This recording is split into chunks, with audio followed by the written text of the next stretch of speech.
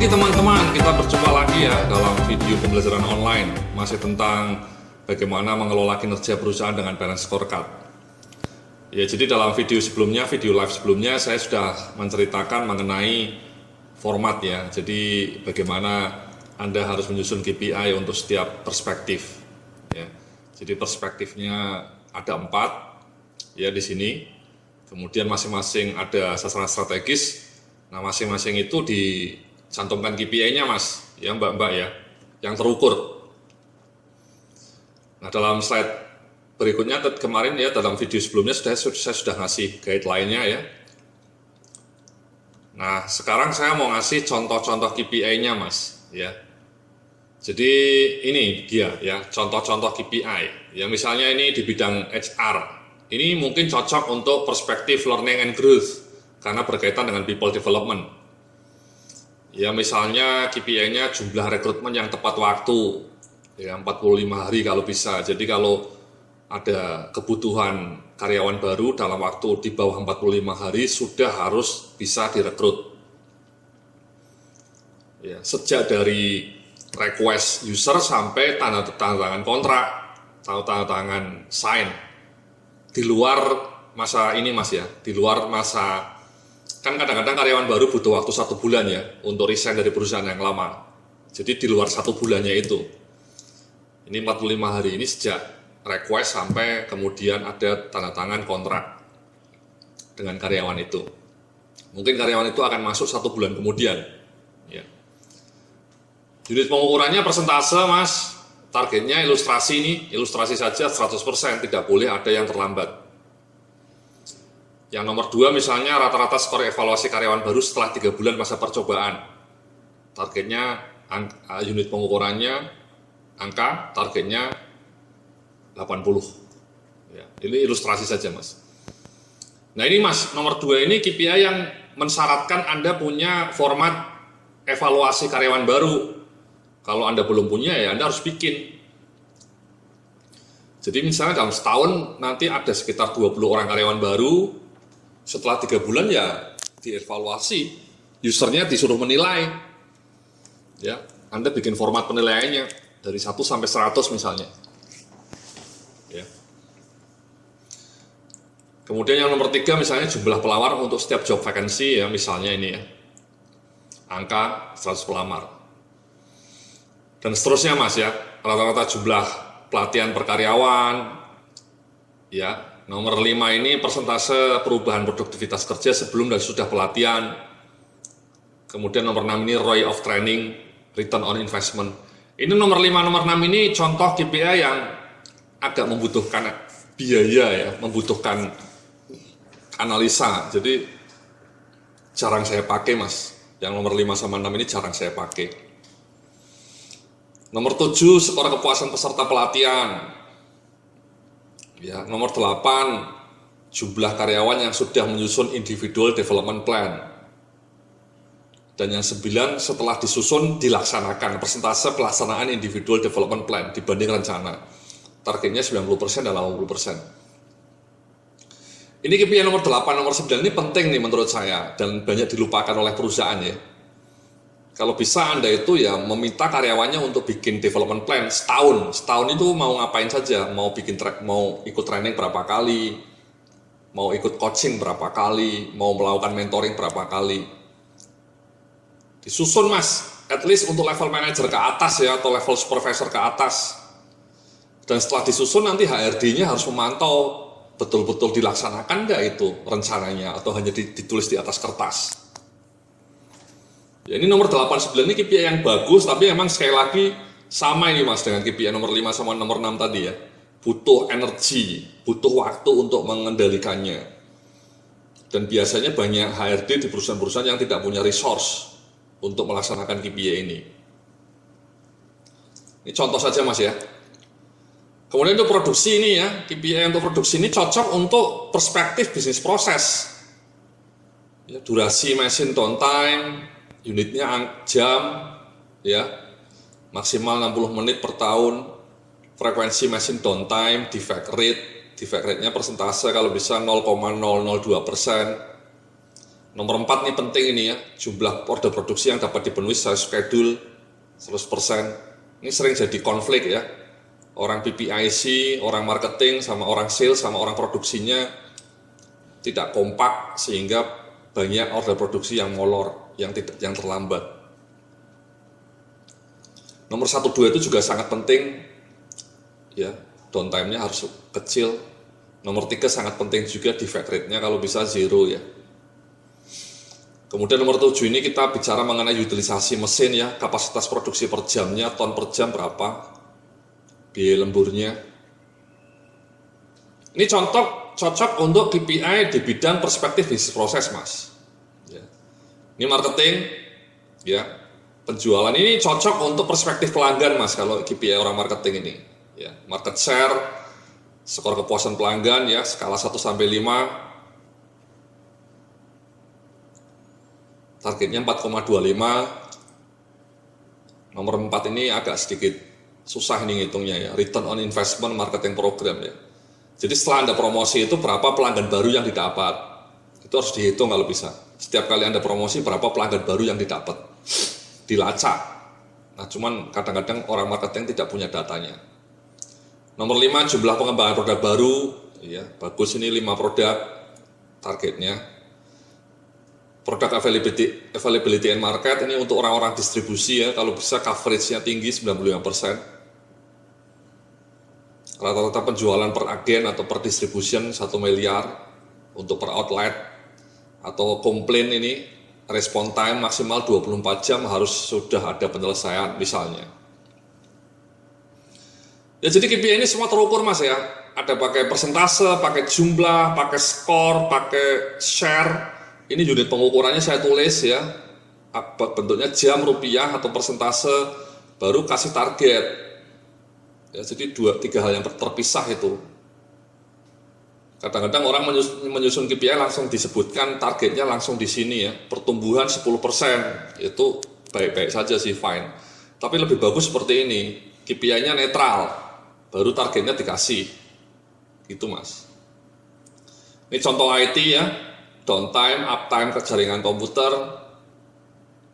ya, pengembangan aplikasi baru. Nomor 5, skor kepuasan user. Rata-rata visitor ke web, ini penting, ini nomor 7 ini Mas, digital marketing ini namanya. Jangan sampai web Anda itu pengunjungnya sedikit, ya, cuma 100, repot Mas.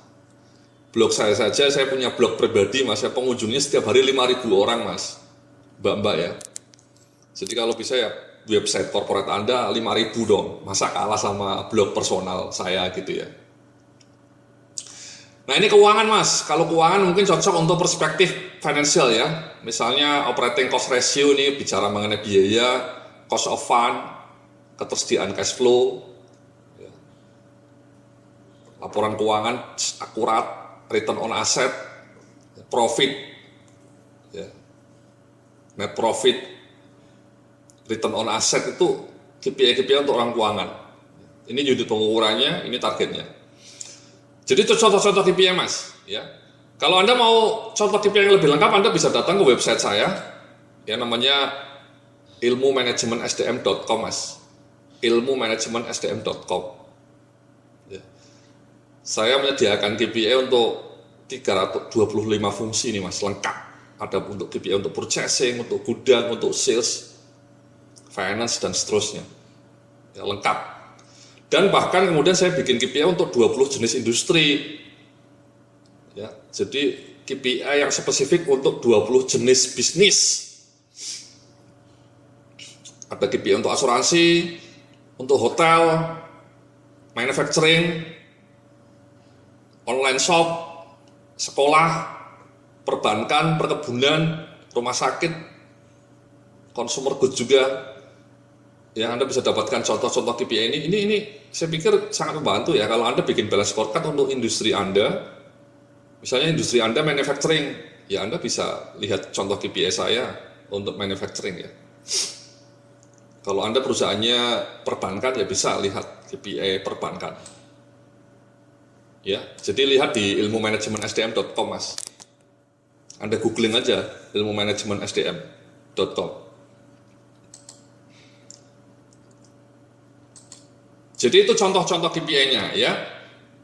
Nah di bagian berikutnya ini kemudian kita kembali ke sini Mas ya. Jadi ini tadi sudah kita bicarakan dalam video sebelumnya live saya ya. Jadi ada beberapa sasaran strategis nih ya. Nah yang paling penting kemudian bagaimana sasaran strategis ini diterjemahkan menjadi KPI-nya apa ya.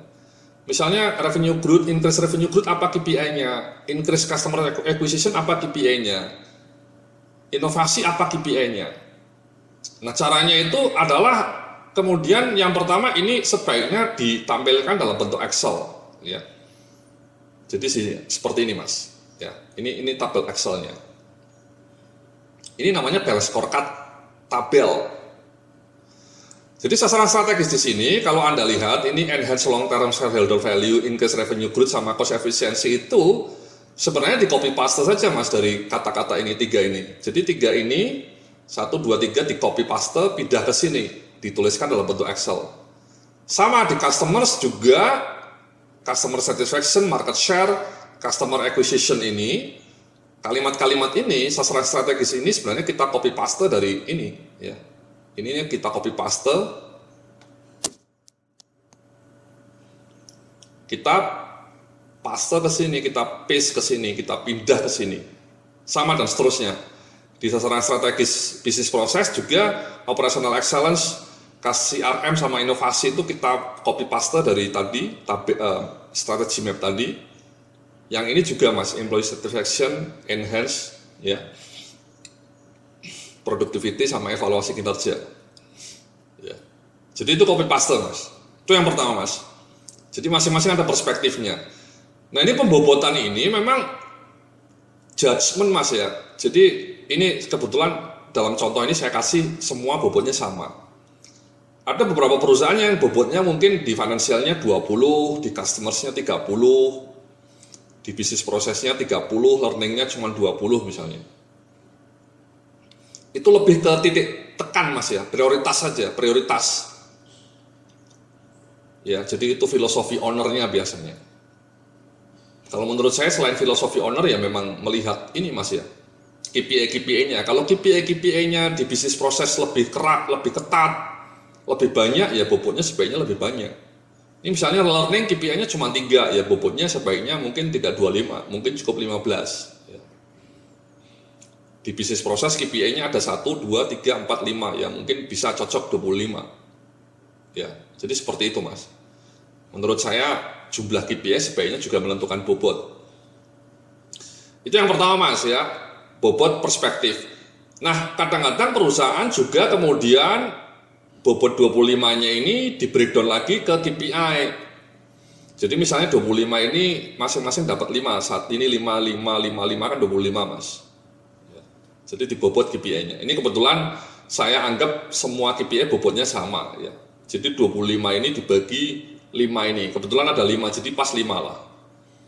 Ini di pelanggan misalnya hanya ada 3 KPI, bobotnya 25. Kalau kita samaratakan KPI-nya, ya bobotnya 25 bagi 3. Jadi sekitar 8 ya, 8,3. Bisa seperti itu disamaratakan atau misalnya KPI yang ini dianggap lebih penting ya, customer satisfaction misalnya 10 ya. Yang ini market share juga 10. Kemudian loyal customers mungkin 5. Misalnya seperti itu Mas. Jadi pembobotan itu kriterianya, kalau pembobotan KPI-nya kriterianya sebaiknya tingkat kepentingan KPI itu. Kalau KPI-nya 3 KPI ini misalnya dianggap sama pentingnya, ya KPI customer satisfaction, market share sama loyal customers ini dianggap sama penting, ya sama bobotnya Mas. 25 dibagi 3.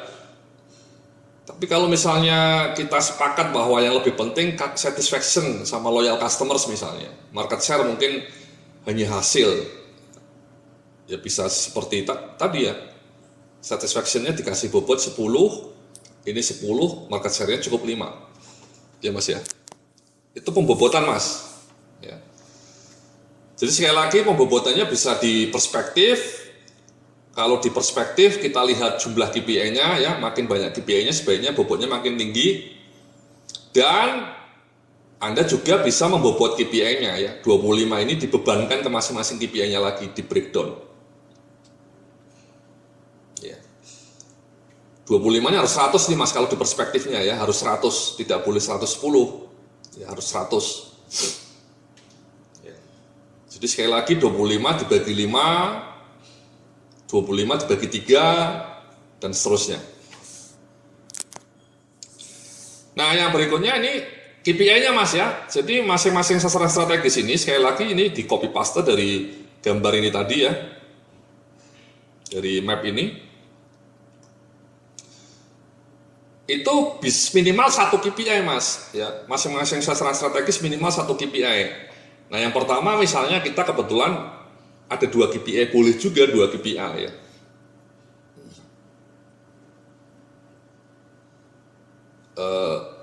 Boleh 3 juga, ya enggak masalah.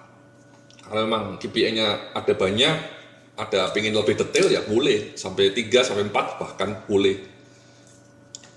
Tapi kalau misalnya mau lebih gambaran besarnya ya cukup 2 saja, atau bahkan 1. Ini misalnya nomor 1 itu sebenarnya KPI-nya 1 saja cukup, boleh, profitability saja, titik. Targetnya 5.000 juta ya, atau 5 miliar. Kemudian yang kedua profitability growth-nya ya 10%. Yang kedua revenue. Increase revenue growth apa KPI-nya ya revenue Mas, 50 miliar targetnya. Kemudian growth-nya juga dilacak. Cost efisiensi apa patokannya KPI-nya ya overhead cost ratio. Kalau bisa overhead cost-nya jangan tinggi-tinggi, maksimal 8%. Customer satisfaction apa KPI-nya ya Customer satisfaction index. Targetnya 8. Market share apa KPI-nya ya market share. Customer acquisition apa KPI-nya? Ini sebenarnya KPI-nya bisa banyak Mas ya, customer acquisition ya. Misalnya yang tertampil di sini persentase customer loyal. Bisa juga sebenarnya jumlah customer baru. Ya, kalau ini kita mengadres customer lama ya, customer lamanya diadres. Kemudian kalau contoh lainnya ya customer baru, jumlah customer baru. Ya. Targetnya berapa? Sama Mas. Ya, ini achieve operational excellence misalnya. KPI-nya apa? Ya number of productive fab. Targetnya 100 per 1 juta maksimal ya. CRM-nya apa? KPI-nya ada 2, time to respond sama number of customer gathering misalnya. Inovasi apa? KPI-nya ya jumlah produk baru, itu penting, targetnya 2. Atau jumlah inisiatif baru untuk continuous improvement dalam setahun ada 3.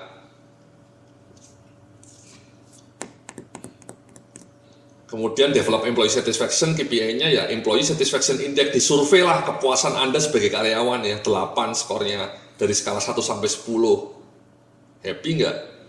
Jangan-jangan Anda happiness levelnya cuma 6 atau bahkan 5 gitu ya. Sudah bosan dengan pekerjaan Anda gitu ya. Sudah pengen resign gitu ya. Tapi nggak berani-berani gitu Mas ya. Kemudian yang berikutnya, enhance employee productivity itu salah satu cara untuk KPI-nya seperti ini Mas. Sales revenue per employee.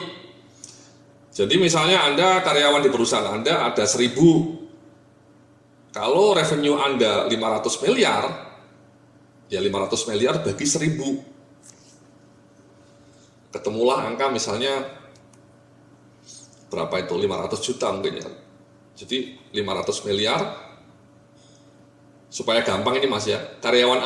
Revenue Anda 500 miliar, karyawan Anda 500 orang. Jadi productivity levelnya 500 miliar bagi 500 karyawan. Jadi 1 miliar. Satu karyawan generate 1 miliar.